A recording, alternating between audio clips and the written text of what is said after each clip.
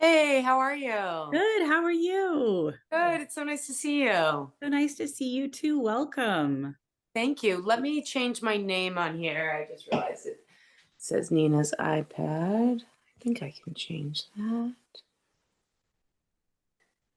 Um, Meeting settings. I may be able to change it for you if you Oh, can. I just found it. Okay, great. Yeah. I've enjoyed seeing a few of the reviews from folks in your group on NetGalley.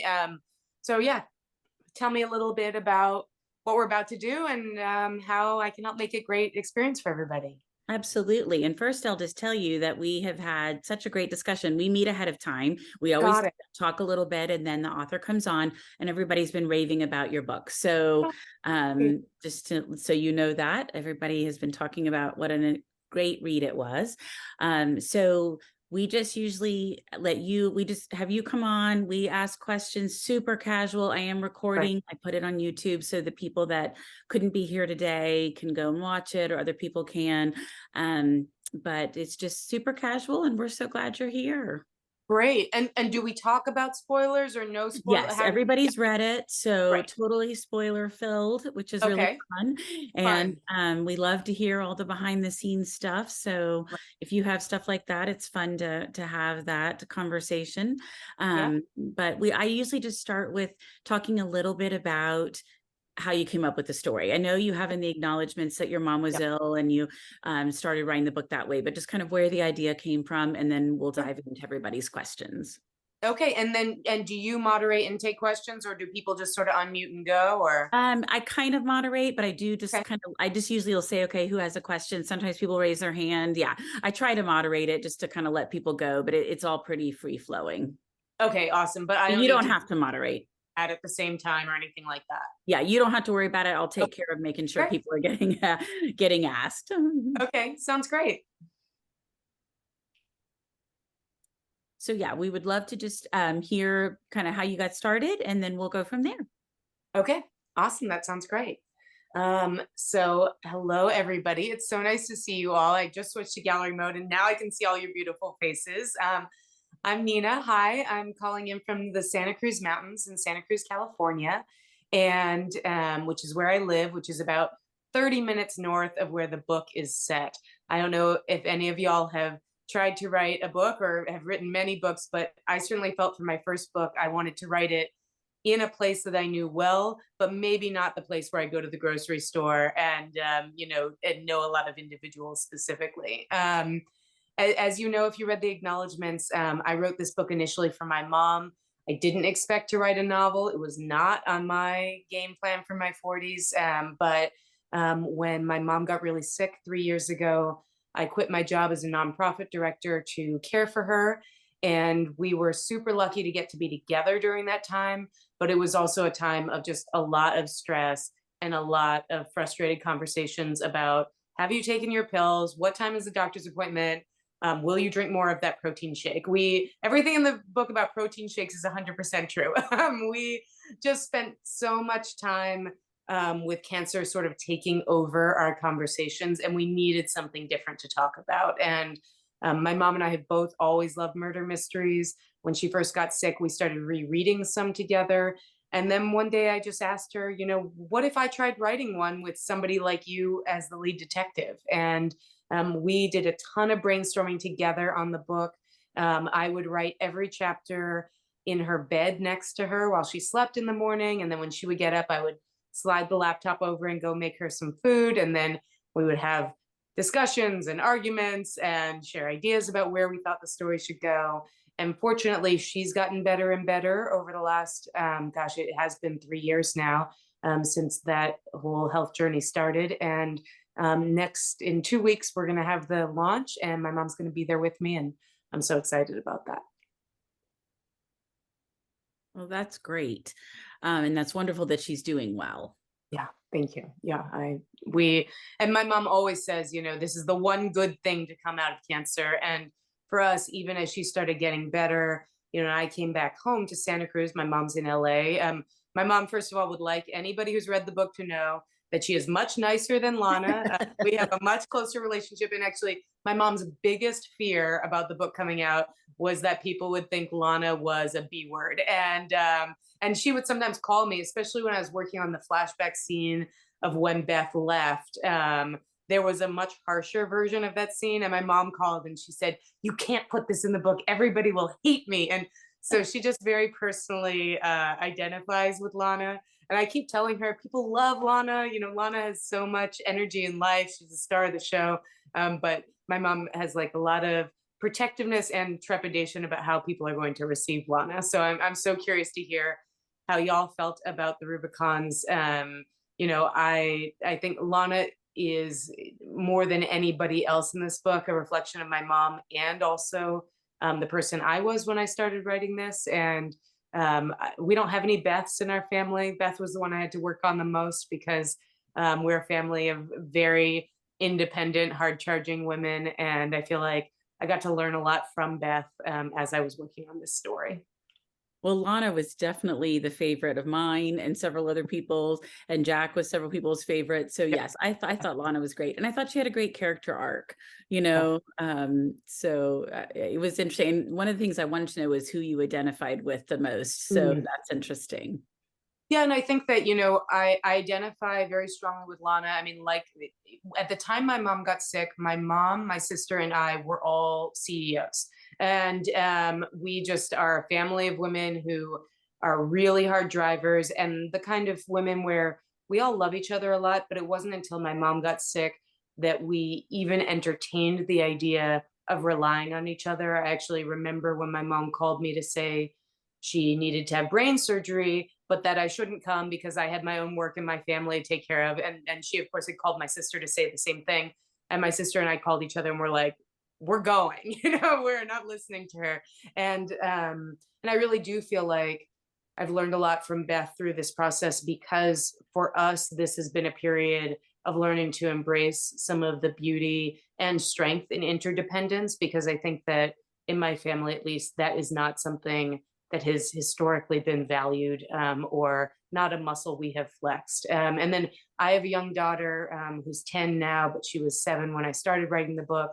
And she definitely is, you know, I hope she grows into somebody like Jack. And we did a lot of research for the book together with her sort of kneeling on the front of my paddleboard in Elkhorn Slough and in her like little cute 7-year-old voice pointing out being like, "Mom, look at that shack. You should kill somebody over there." And she just, it was both very cute and very creepy at the same time. That's hilarious. Does anybody have a question they want to ask? I don't want to ask all the questions.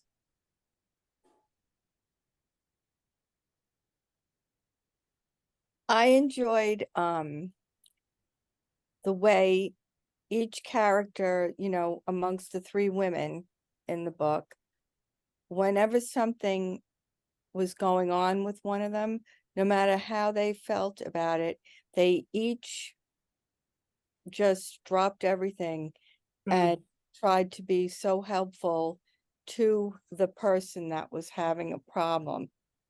And I just thought that the way you portrayed that was beautiful in the book. Oh, thank you. Yeah, it didn't matter, you know, the grandmother had the cancer and yet Jack was going through this awful dilemma and she just dropped everything and you know, was coddling her and showing a lot of empathy. And even the mom, as soon as she found out that something happened, she just went right to Jack and showed her, you know, support. And they were there for each other as a unit. And I just really appreciated that. Oh, thank you. And I love how you framed that too, because I think that you're right. And at the same time, I think that at least in the beginning of the book, their ability to show up for each other is maybe imperfect or not necessarily always well suited to the person they're trying to show love to. And a lot of the arc and the journey of the book is about them negotiating what it means to build or to rebuild a family together where the love that they feel can be expressed in ways that each other can receive it. I've actually had a couple of early readers. There was a lot of debate about the very end and the fact that Lana stays. And it seems to be a little bit generational with my beta readers. Many of my older female beta readers really didn't love that she stayed and really felt like Lana needs to get back to her life, the life that she loves in Los Angeles.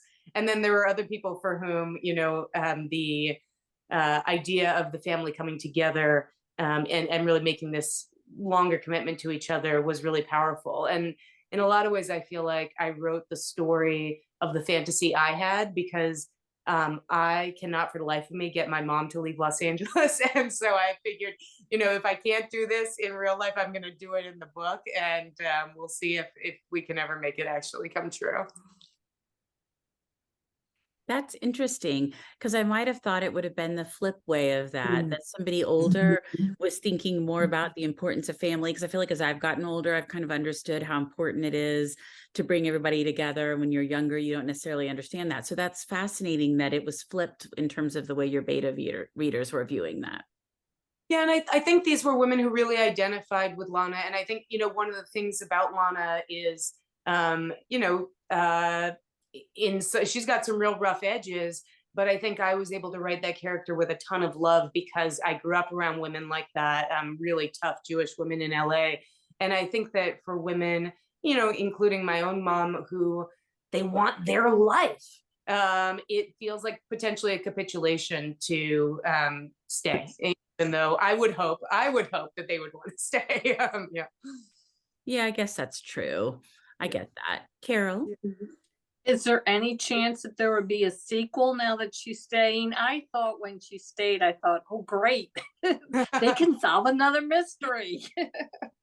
Well, Carol, I've learned that is not authors, or at least not debut authors, who decide if there are sequels.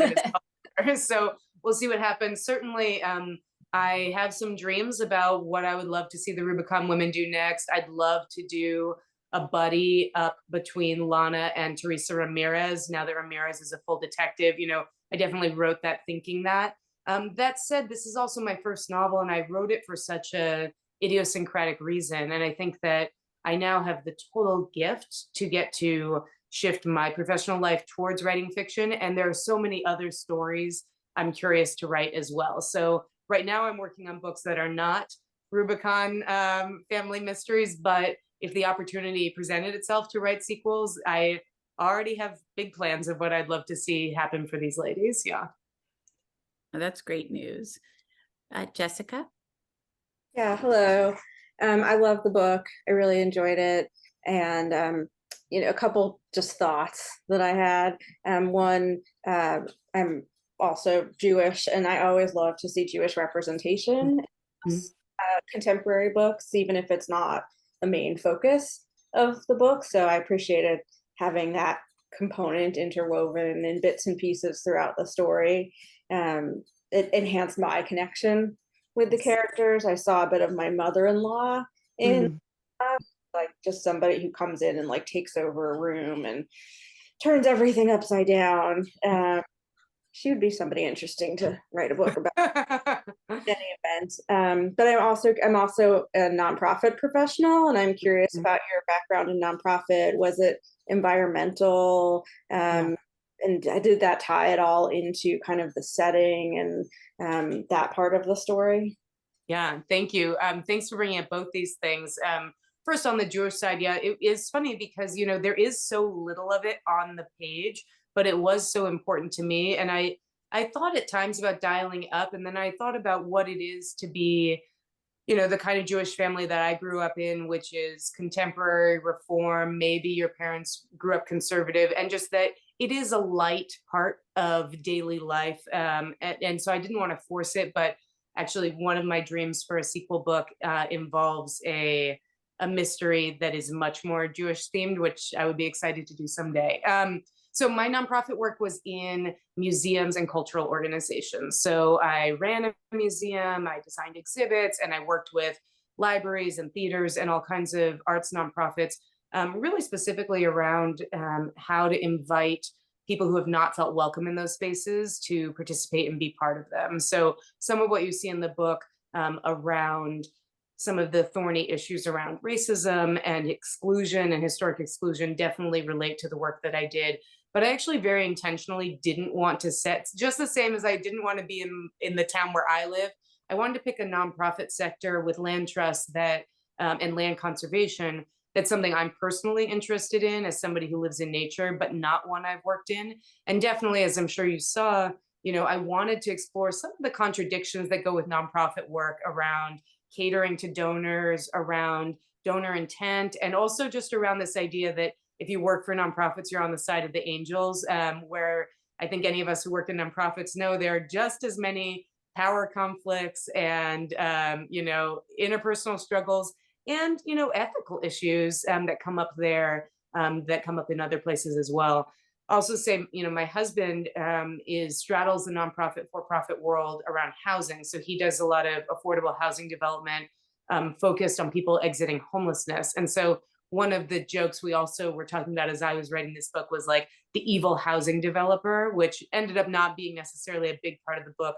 But I think this whole question about who decides what should happen to land, who decided historically, and who should decide in the future. I just wanted to complicate that question a little more than just suggesting that, the conservationists are good and anybody who wants to develop it is evil. Although I'll also admit that certainly my own personal politics are rooting for the conservationists.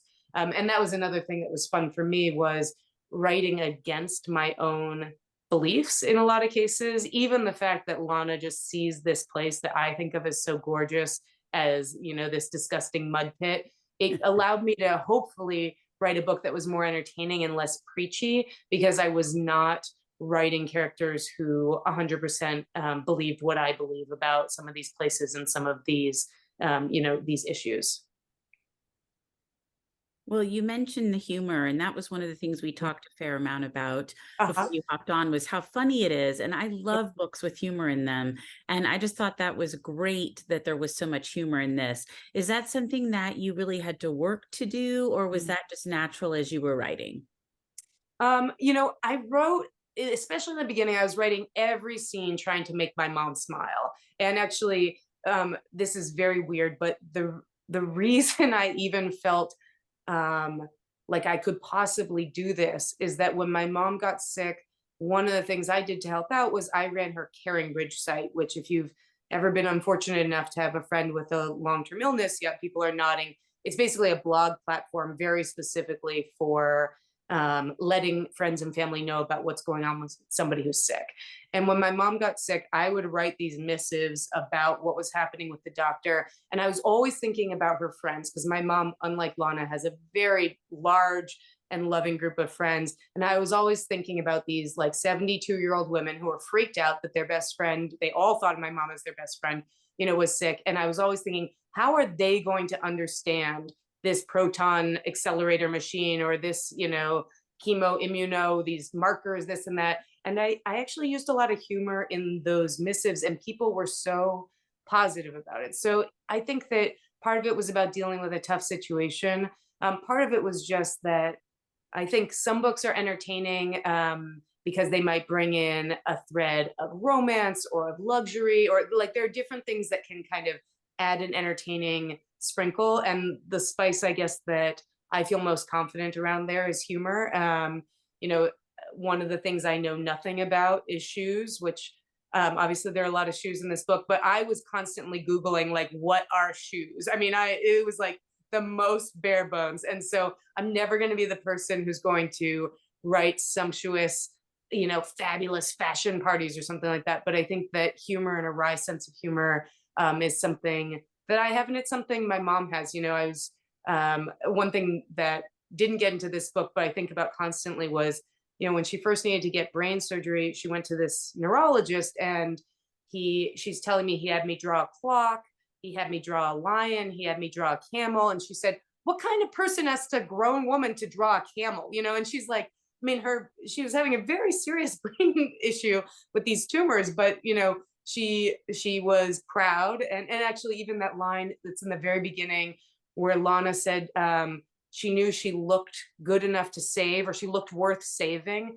Every time my mom and I went to the hospital, she was like I want them to know that they want to save me. I mean, so I think some of it comes very directly from my mom, but some of it's just sort of that energy. I also think a character like Lana um, could be very harsh without that humor component. And I think that incorporating that makes her a little more lovable. I agree. I just was kind of curious, but I thought it made the story. Yeah. Oh, good. Yeah. I think it's also another way of like trying not to take myself too seriously my first time out. And even, I loved writing characters like Paul and Miss Gigi. I mean, it brought me joy to do it. And I just felt like it was a press against getting into a realm of, these very hard-edged mysteries where nothing is ever funny.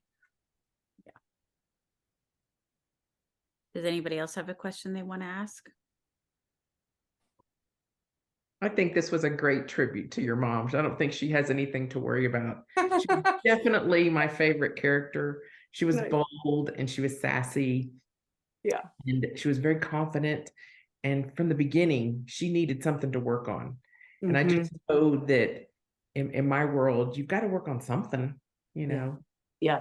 So, Yeah. This book was a highlight for me this week. Oh, I'm so glad. I'm so glad to hear that. And Brenda, it's like when I thought about what I was trying to do in writing this book, I was just trying to bring that kind of comfort and joy that I know for me going through especially, I think a lot of people's, I don't know if this happened for y'all, but my pandemic reading diet really shifted. And I know some people who went darker, some people, I read rom-coms for the first, I'd never read romance before and I got into it. And so I think that, and in times, whether they're big crises or just overwhelming weeks, I was just trying to write a book that would bring that kind of comfort and joy into somebody's week. And even as I'm a huge lover of, 800-page literary novels, I knew that wasn't what I was trying to do because it wasn't what I needed at the time when I was writing this. What was your publishing journey like? Blessed, I guess I would say, lucky, which is, I know those aren't often words that come up with this, but so I wrote the first draft and that took about 6 months. And at that point, my mom was doing a little better. And so there was a very deliberate point at which I shifted from this is an intimate project that's about us and about just healing and connection to thinking, gosh, maybe this is my next thing. Because I think the other thing that happens, which I'm sure many of you have experienced when you're caregiving for somebody, is when you're fortunate enough to get from like we're on death watch to now it's more of a long-term condition. It's actually quite confusing, I think, in some ways for the person in the caregiving role. I had to decide, okay, how often should I be in Los Angeles? How much should I be with my own kid and my family up in Santa Cruz? Okay, I quit my job to care for my mom. When am I going to get another job? And would I want to be ready to drop that if my mom got really sick? And what am I going to do? And basically, I decided with my husband that I was going to give it a year, that I didn't want to take on another big job. I wanted to put my mom's first and be able to drop things for her. So I said, okay, I've loved writing this book. Let me see if I can do this. Let me see if I can make it better. I worked with great beta readers. Let me see if I can find an agent. And, I didn't know anything really about publishing. I learned a lot on the internet. I learned a lot from podcasts. And I signed with my agent, Stephanie Lieberman, about 8 weeks after I started querying. So that was pretty fast. And then she worked with me for about 8 months on redrafts of the book, because I think that the first version of the book had all the elements, but I was so green. I didn't know what I was doing. And she really taught me how to bring more layers and depth and nuance into the story. We also completely rewrote the ending. There used to be, Martin started out very mustache twirling and became more nuanced over the drafts. And in the beginning, or in the first drafts, at the end, he had kidnapped Beth and Jack and was taking them in the kayak down the creek. And Lana and Paul showed up and Lana whacked him with this kayak paddle, which I still miss that scene, but there were a lot of good reasons to change it. Anyway, So we worked together for about 8 months. And then right before 4th of July last year, Stephanie said, okay, I think it's ready to go on submission. And I was like, great. I'm going for the month of July to this remote cabin in Washington. There's no internet there. Call me if you need me. But everything I'd heard about your book going on submission to a publisher was that it takes forever. And I was like, I don't want to think about this. I'm going to go to Washington. I'm going to work on a new book and go biking and go swimming in the lake with my kid. And I'm on the plane to Washington, and I get this phone call from a number in New York that I don't recognize. And it's my agent. And she's telling me that, somebody at one of the big 5 publishing houses read it overnight and they want to preempt it. And then it turned into a 10-day process of multiple publishers being interested. This was also the 10 days during which I and my whole family got COVID, which we hadn't had before. So I would wake up in the morning, I would set an alarm at 7 a.m., which was 10 a.m., in New York where they all were. I would look at my phone and she'd say, it would be like, okay, you have a call at 8 a.m. with so-and-so from HarperCollins, 9 a.m. with so-and-so from Random House. I would just take a bunch of Dayquil, do these phone calls, take a bunch of notes, and then I just collapsed back into bed. And I'm so glad I took notes because I did not remember anything about these phone calls. And anyway, but the day before my birthday last year, July 14th, we sold the book in a preempt to William Morrow, which is part of HarperCollins. And they wanted to move it quickly. It often, I guess, takes 18 to 24 months for a book to come out after it gets acquired. Here we are, it's just about to come out about 14, 15 months later. So it's all happened very quickly, which I have to admit that for me, not only is it awesome for the book, but it's a relief because my biggest fear during this whole process was that my mom would take a turn with her health and that she wouldn't be here for the launch. And so I'm so thrilled that this is happening and that we got the kind of response and that the publisher has been so supportive, and that frankly, as a debut author, I've had the opportunity to learn so much, both from my agent and then from my editor, Liz Stein at William Morrow, to make the book, stronger and stronger. And I just feel like, I was an engineer before I worked in museums. I do not have a writing education in any way. And so I feel like I really got an education from these women going through this process.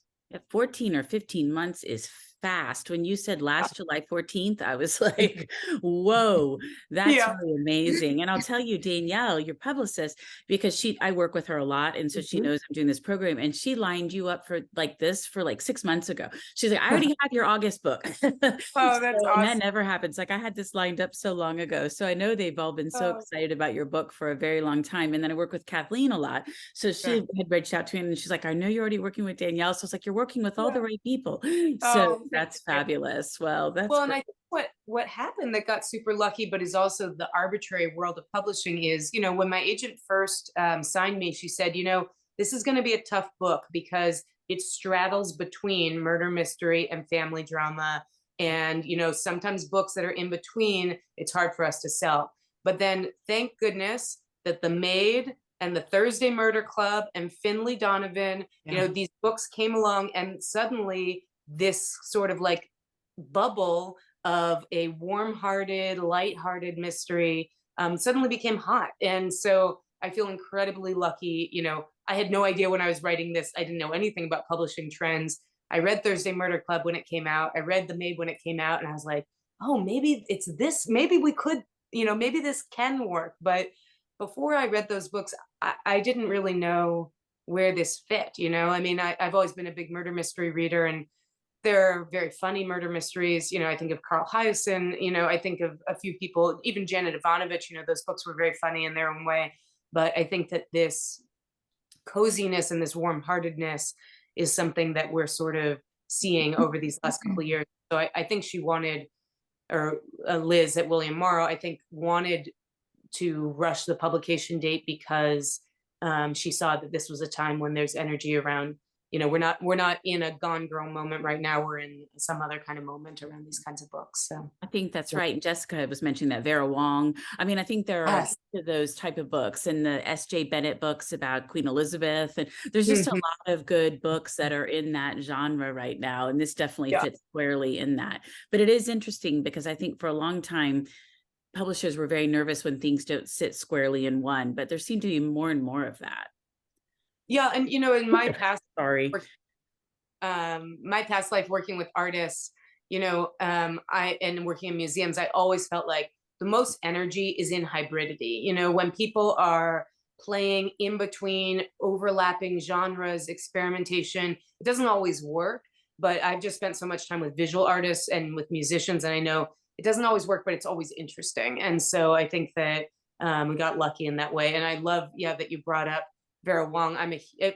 When I found out that Jessie Q Sutanto was going to blurb Mother Daughter Murder, and I just like flipped out. Dial A for Aunties was a book I read early in my mom's illness, and it was just one of the few times that I like laughed out loud during that time. And just what a gift when a book can do that for you, especially at a time when you're not laughing very much. So yeah. Yeah, absolutely. So it is just nice to see all of these books like that have thought-provoking topics, and they raise great issues, but there's also a lot of humor, and they're not too dark. I mean, they really, I think, meet a need for people. Yeah. And I'm a huge, my number one person these days is Louise Penny. I mean, I think that also this idea that murder mysteries, I personally I'm not a fan of cutting up women, and I'm not a super fan of, the very tortured detective. I love it when I can put my trust in a detective, even if, in the case of Mother Daughter Murder Night, they are not as wise and grandfatherly as Inspector Gamache, but just that sense of the detective is righting a wrong in the world, putting things back together, and that all will be well. For me, that's a very powerful draw for certain kinds of traditional murder mysteries, for me personally as a reader. I agree. And I do get tired of the tortured detective, the person that has so many personal problems that's kind of detracts from everything else, and so How many times do you pass out while your girlfriend is being kidnapped? I mean, yeah. Yeah, exactly. Well, I have lots more questions, but I don't want to be the only one asking questions. So does anybody have anything that they want to ask? I don't want to be hogging the floor. I have one odd question. I absolutely love your bookshelf behind you. Oh yeah. You make that? No, so okay, this was a gift to myself. When I got the publishing deal, I knew I wanted to buy something, but we're not big buyers. We live in this little cabin. So I live in the woods. This is this little A-frame cabin we live in. And so we've had this big wall of the A-frame. And so yeah, when we sold the book to William Morrow, I went onto Etsy and I found this artist in Turkey who makes these bookshelves. You can find him. He's just called Tree Bookshelf, and they'll do custom designs or sizes depending on your space. And then it's incredible. You get from the other side of the world a box that just has small pieces of wood and brackets, and you think to yourself, maybe I have sent several $100s to a mystery person, but it really worked, and I love it. So yeah, it's been a great addition to our home. Really cool. It is really cool. So one of the things you say in your bio is that you live off the grid. So talk about that. Yeah, so we live, okay, I grew up in Los Angeles. I've always been a city girl. Los Angeles, Boston, DC is where I met my husband. And then we moved 16 years ago to the Santa Cruz Mountains where we are. And we are on a former commune. So we live, and it's commune-esque now. So there are 7 small cabins. I like to say it's like we live at 1970s summer camp. There are all these small cabins. We live in one that's about 400 square feet. They range from, there's a geodesic dome. There's a wide range of cabins. There's about 15 people here, of whom 5 are kids, which is great. And there's chickens, and there's zip lines, and there's trees, and we're not attached to the electrical grid. So that means we generate our own electricity through solar. We're not attached to a sewer or a septic system. We have a well. We compost all our own waste. We have our own gray water system. We use wood stoves for heat, which you don't need a ton of here in California. The only service utility we pay for is internet. And we literally, the first year we moved here, we hand dug with shovels trenches so that Comcast could lie the cable. So we have amazing internet here because nobody else is out here in the woods. But we live very rustically and simply, and we love it. So you know, when we first moved here, I knew I loved camping. I knew I loved this land. I had no idea if I could do this. And, you know, 16 years later, we're still here, and we've raised our daughter's 10, and she, you know, never wants to leave the woods. We keep suggesting to her that leaving for college would be a really great idea, but it feels really special to be living this simple kind of life. Well, that's great. I was curious about Yeah. that. So that's Yeah. so interesting. Well, what about your various careers? You were an engineer at NASA. You worked in the nonprofit sector. Tell me about some of that, and then which one of those you think informed your writing the most? I'm the kind of person who, you know, some people I think live a life where they, you know, have one very coherent story. I'm more like a book of short stories where it's like I get deeply passionate about something for a few years, and then there's something else that I'm deeply passionate about. And I don't think that um, I'm somebody who is ready to dive in, but also quick to leave when something isn't working. So when I was in high school, I did both creative writing. I loved creative writing in English. I loved math and science. And I decided I would always read and write, but I wouldn't necessarily always, you know, naturally learn how to be an engineer. So I'd go to school for that. But it really, to some extent, was a toss up. And then I just couldn't find a place where I was happy in engineering. I think that it was a combination of especially in electrical engineering, being, you know, one of the only women anywhere I went, but also just feeling like I was in this small room doing this, you know, small project that maybe someday would end up on a payload. And the irony, of course, is that writing a novel is actually quite similar. You're like alone in a room doing something that really doesn't matter to the broader world. But this is a challenge and a puzzle I'm loving right now in a way that I wasn't loving that.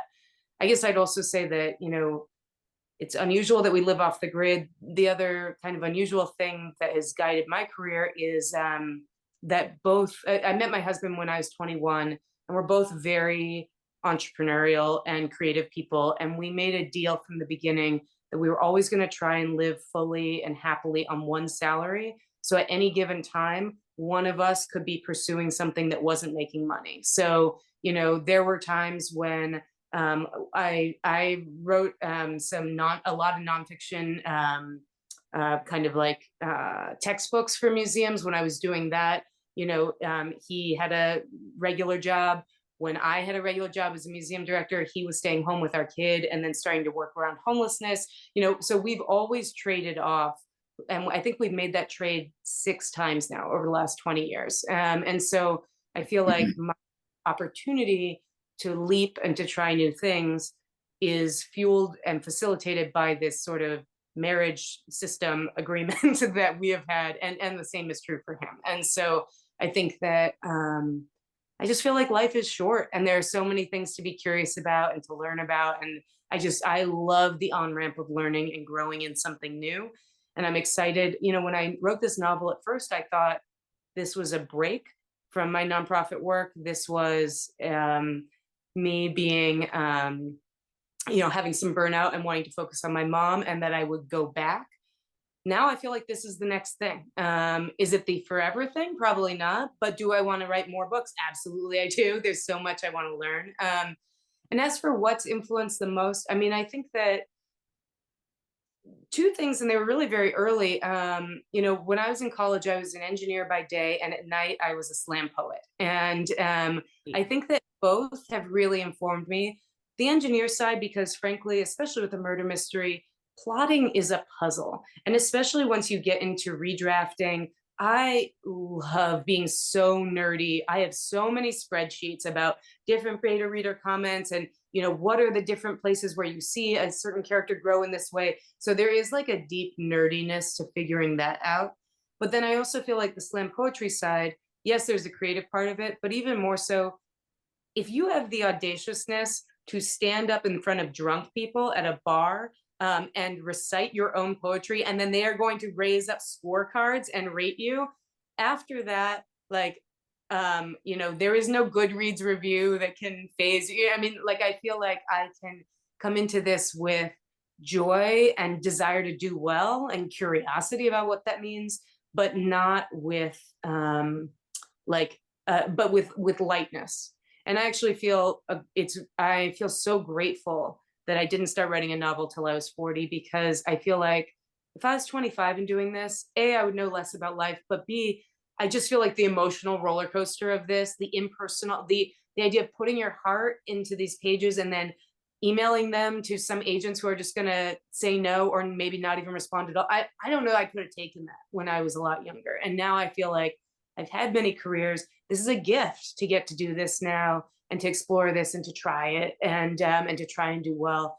But I don't feel like my life and my worth is determined, you know, in the way that I think I did at some way at sometimes earlier in my professional journey, at least. And a lot of what I've been doing for the last few years is unlearning that, you know, and even the fact of writing a murder mystery, there were so many people from my past professional life where they'd ask me, oh, what are you up to these days? And I'd say, oh, I'm writing a murder mystery. I'll always remember this one guy, a fellow museum director, who said, oh, are you doing it ironically? And I was like, no, I'm not doing it ironically. That's what I'm doing.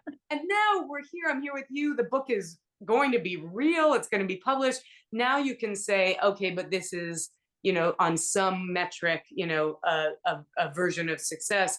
But at the time I was writing it, I had no idea what was going to happen. And it was actually like a joyful exercise for me in letting go of a certain professional persona to say, heck yeah, this is what I'm doing now. And to start to build some grace for myself about the fact that I wasn't doing the CEO version of my life. I was doing the mom and daughter and writer version of my life. You need to autograph a book to him and mail it to him. Here we go. Unironically, here is your copy. Oh, that's so funny. You're like, yeah, no, thank you though. Yeah. Well, Yeah. what do you read in your free time? Like what do you choose? What's on your bedside table now? Well, right now I'm reading Tom Lake and I'm just loving it. And I actually I didn't expect to pick it up, but I you know how, I don't know if this happens to y'all, but sometimes I hit like a string of blockbusters, you know, you get 5-star books, and then I've just had a series of books where I've sort of been like eating my vegetables to get to the end of them. And I was just like, I just need a book that I can sink into. And Tom Lake is absolutely doing that for me. But I would say that I've been just reading a lot more widely around mysteries than I had before. So I've been reading a lot of Southern noir, which I'm loving. I love this book called Don't Know Tough by Eli Craner. It won the Edgar last year. If there is anybody in your life who loves football, I think this is a great book it's very dark, but it's a great book if there is probably a man, but somebody in your life who doesn't feel like reading is necessarily for them. It's just like this rich voice about Arkansas high school football and a very dark murder mystery, a beautiful book called Don't Know Tough. I also love this book called What Happened to Ruthie Ramirez, which is by a woman named Claire Jimenez. I just recently read this book. It's about a Puerto Rican family in Staten Island. It's a very literary mystery, and it's as much about these women and figuring out what they are to each other 12 years after one of the siblings went missing. I'm really excited. I haven't read Angie Kim's new book that comes out next week, Happiness Falls, but I loved Miracle Creek and am excited to, you know, see what's coming up with that. I guess I'd also say that I am often now, as I'm working on new kinds of books, I'm always trying to, like, with my own personal reading diet, explore types of books that might send me in the direction of things I'd like to explore. So I've recently, for the first time, been reading May Cobb, who writes these very dishy mysteries in Texas, but also been reading a lot more kind of nature inflected and outdoor mysteries. Peter Keller, who wrote The River, he has a new book out that I haven't read yet, but I'm excited about it. Honestly, I thought I was a big reader until I started writing. And then I realized, oh my gosh, there's so many books that I never would have even heard of. And if you can just, you know, as you all are with this group, just having the opportunity to have some of that curation, you know, to have some of that finding of things that aren't necessarily, you know, for me, it's always the Lucky Day shelf at the library. I'm obsessed with, I don't know if y'all have this in my library. You walk in, these are books that usually have like a 49-week wait, but you can get them just for 2 weeks. I'm all about the Lucky Day shelf, but all those books are, they're bestsellers. And I think that I'm just learning about the huge range of what's out there and really getting excited about it. Also, so you can see here, I love Mick Herron's books. There's also an Apple TV show now, Slow Horses. But I think they are just the funniest, driest, and really beautifully written spy books. He was a poet before he wrote mysteries and spy thrillers, and I think it really shows in his diction and just really incredible line level writing. You mentioned Peter Heller and the outdoor mysteries, much like the genre of these kind of lighthearted mysteries that kind of go with a story and the, family drama and the mystery. I think there is a lot more push for these outdoor mysteries as well. And I love them. I am really enjoying finding these new authors that are writing these stories that are set in Yellowstone, like his new one is, or out in, some kind of wilderness and everything. I just love those. And that has been kind of the thing I've been exploring lately. Oh, wow. I'd love to get some titles from you, because it's something I'm just learning about. And it's funny, as somebody who lives in the woods and in nature, I think that it's not typically where I go to escape in fiction, but I'm just excited as I'm learning more about it now. Yeah. It's one of my favorites. So just because I'm in a big city, so it's fun to, for me, it's a nice escape. So, before we wrap up, I just want to make sure anybody has any questions. I haven't cut them off. Okay, Marilyn. I just had two things. Peter Heller wrote Celine, which is a murder mystery, or she's a private eye based on his mother. So it's great if you haven't done that. It's lovely. I love older protagonists because I am one. And we were talking when we first got on, there was only 5 or 6 of us, and I don't remember who noticed, but somebody had commented about in the book, there is a lot of attention about people's fingernails. It was Is that a thing? Oh, I thought it was you, Beatrice. That Okay. was me. Tell us about that, please, before you go. Oh, yeah. It's so funny. Well, okay. So there's 2 things I want to say about this. One is my mom, when I started writing this book, was 72. And at first, Lana was 72. And then my mom was like, nobody's going to care about a 72-year-old woman. And I'm like, well, clearly that's not true. But we negotiated and I submitted it to agents, I believe with Lana at 62. And then my agent, when she signed me, loved the book, but had a million changes. And one of the changes was she really wanted Lana to be somewhere in the 55 to 58 range. And I remember I looked up all of these, and I looked up all of these famous actresses. And at the time, Sandra Bullock, who's now 59, was 57. And I was like, Lana cannot be younger than Sandra Bullock. There is not a world in which Sandra Bullock in the, fantasy movie of this, that Sandra Bullock couldn't play Lana. So that's how Lana ended up not being. I was like, 57 is the lowest I will go. But I am not just as I'm not a shoe person, I'm not a makeup or nails person, but it was surprising actually, as I was writing this, how much appearance-based judgment came into it. And there actually is a lot on the cutting room floor that's not even on the page. And I even had an early beta reader say that she had a hard time with some stuff around disordered eating in the book. And it was so interesting to me because I grew up with my mom, this would have been in the early 90s, leaving for work in her high heels and her power suit every morning at 7 a.m., coming home at 7:30 p.m., having a glass of wine with ice. I thought that wine was only drank with ice as a child because it's how my mom, and and a bagel, and that was like all she ate. And I think I grew up around I wouldn't even say my mom is very appearance oriented, but I think that she's somebody who really attended to the idea that as a woman, you don't want anybody to count you out for any reason. And that appearance could be one of those. And so I think that it was surprising how much of that kind of judgment of appearance came out on the page, because I don't think of myself that way. I don't know. So I think that I know nothing about fingernails, but the answer is that there was just a lot in that character. I think, Lana unlike Beth and Teresa Ramirez, and certainly unlike Jack, Lana believes, and has had good evidence to this effect, that her power has come from her ability to completely control how she is seen and perceived by the world. And that a lot of that has to do with appearance. And so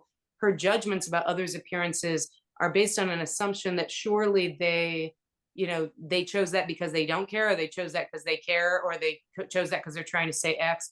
Whereas I think that, for women of other generations, there's a lot more flexibility in expectation about those perspectives. And so I guess that, and one thing you will notice, one thing I had to work on a lot, originally when I first wrote the book, it was all in Lana's point of view. And then in revisions, it went to being all three women. And I really tried to work so that you won't see those same, you'll see the most appearance-based judgments from Lana, and then you'll see a different kind from Beth, and far fewer from Jack, although Jack is, stimulated by Ramirez in this way that is, curiosity inducing for her. But I was very intentional when I was doing the POVs to think about, does this matter to this character or not? And so is that going to fall into the how they're described or not? I think Lana's way of seeing the world is real for her.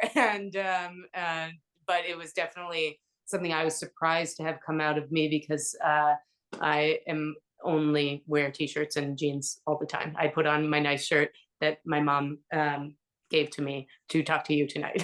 So yeah. Thanks, Marilyn, for remembering that, because I was so, captured by what Nina was saying that I totally forgot about. Yeah, what that was. it just happens, we make judgments about people Right. by their appearances. And Yeah. so I just thought the fingernails was a fun one. Yeah.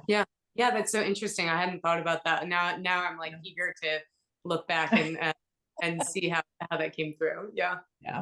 Do you think it's a generational thing too? Not necessarily the fingernails, but the just appearance thing too. I think that absolutely. the older generations are more focused on some of that appearance type stuff as well. Oh,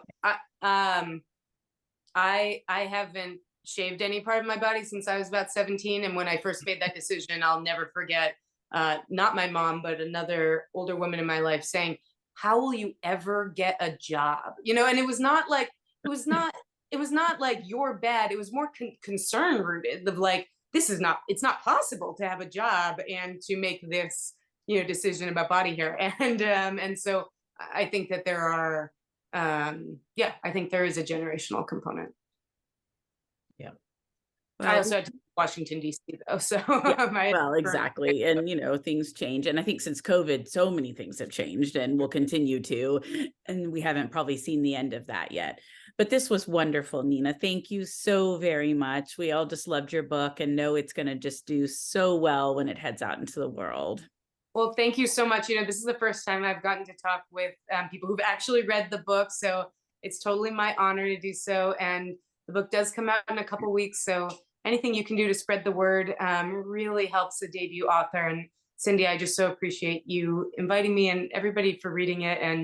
And this is also, I will say, this is probably, well, who knows how long this will last, but I'm somebody who loves hearing from folks. And I feel like right now it's a very quiet time. So if there are other questions or things that come up, please don't hesitate to reach out to me. And what I've heard from other authors is, you're never bothering an author when you drop them a line to say that you enjoyed their book or that you got curious about X or whatever it is. So I know that that's something I've started as a reader to do more of than I used to. And I've always had good response or no response, which is also fine with me too. So exactly. People get busy or sometimes things fall through the cracks, but we just, based on this response and everything else I've been seeing, I know it's going to do fabulously, but yeah, we will all continue to spread the word. Thank you. Thank All you. right. Great night. Bye. Take care. Thank you.